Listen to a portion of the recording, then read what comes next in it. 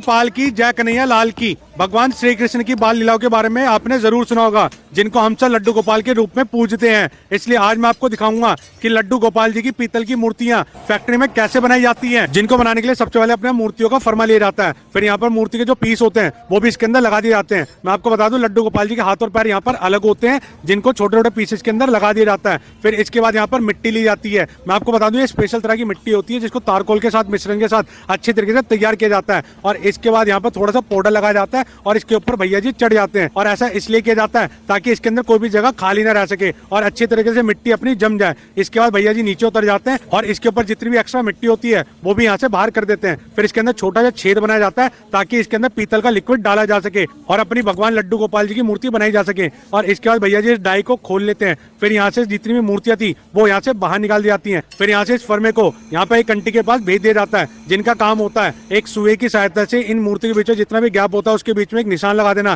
ताकि इसके अंदर पीतल का जितना भी लिक्विड है वो दूसरी जगह पर पहुंच सके और सारी जगह अच्छी तरीके से अपनी पीतल की मूर्तियां बन सके। फिर इसके बाद इसको बंद कर दिया जाता है। फिर यहाँ से मेन काम स्टार्ट होता है पीतल की मूर्तियां बनाने के लिए पीतल को पिघलाने का। तो देखिए यहाँ पे फैक्ट्री से निकला हुआ जितना भी पुराना पीतल होता है वो यहाँ पे बड़ी सी भट्टी के अंदर डाल दिया जाता है और ये भट्टी लगभग 1200 डिग्री सेल्सियस पर पकती रहती है। फिर यहाँ से जितने भी अपना पीतल का लिक्विड है जब पिघल जाता है, फिर यहाँ से जितनी भी अपने तैयार फर्मे हैं उनके अंदर डाल दिया जाता है। तो देखिए भैया जी एक बड़े से रोड की सहायता से इस कंटेनर को उठाते हैं, बड़ी सावधानी पूर्वक इसको उठाया जाता है, क्योंकि भैया इसे करने में थोड़ी सी सावधानी हटी तो यहाँ पे दुर्घटना घट सकती है। फिर यहाँ से जितना भी अपना तैयार पीतल की मूर्तियां हैं वो यहाँ से बाहर निकाल ली जाती हैं। तो देखिए भैया जी एक एक करके यहाँ पे सारे फर्मों को खोलते जाएंगे और अपनी जितनी मूर्तियां वो यहाँ से बाहर निकालते जाएंगे। यहाँ से दूसरे आदमी का काम स्टार्ट होता है, जो इनको एक चिमटे की सहायता से उठाता है और इसके ऊपर जितनी भी लगी हुई अपनी मिट्टी होती है वो यहाँ से बाहर निकाल दी जाती है। फिर अपनी मूर्तियां बनकर तैयार हो जाती हैं। अभी लग रहा होगा कि मूर्तियां पूरी तरीके से बनकर तैयार हो चुकी हैं, तो भैया ऐसा नहीं, अभी इन पर बहुत सारा काम किया जाएगा, क्योंकि भैया अभी तो सिर्फ पार्ट्स बनकर तैयार हुए हैं, अभी इनको चिपकाया जाएगा।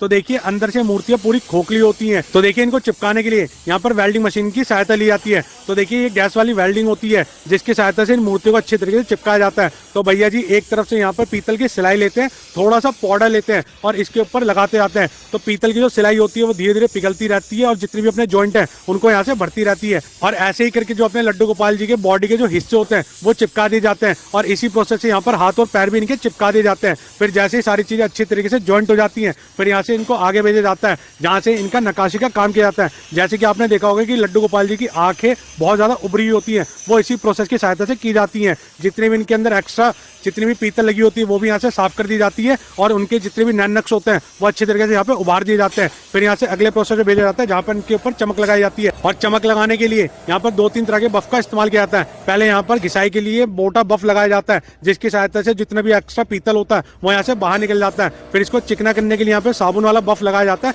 थोड़ी सी पहले बफ के ऊपर साबुन लगाई जाती है और उसकी वजह से यहाँ पर पीतल की मूर्ति में अच्छी खासी चमक आ जाती है।